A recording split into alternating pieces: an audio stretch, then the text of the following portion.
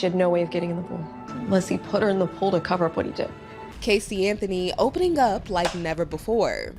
We, the jury, find the defendant not guilty. Over a decade after what was called the trial of the century.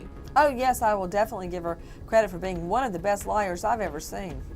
I just need someone to be willing to listen. She's speaking out in a new docuseries, Casey Anthony, Where the Truth Lies. You're gonna ask that question. What happened to Caylee? In 2008, Casey's 2-year-old daughter Caylee was reported missing. Her body was later discovered near her family's Florida home. Casey was charged with Caylee's death. Her defense team claimed Caylee had accidentally drowned, and Casey's father, George Anthony, disposed of her body. Manipulation after manipulation after manipulation.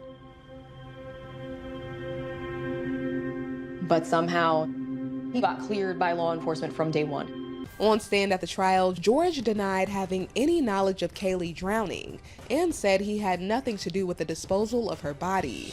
He also denied Casey's claims he ever abused her, which also come up in the new doc. He didn't inquire to where I was that day because he knew.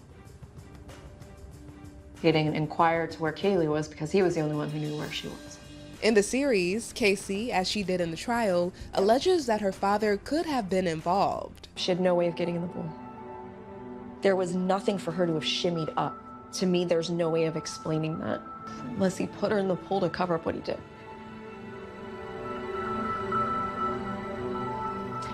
So if he decided to call the police, they would have looked at it as a drowning and not actually examined her body.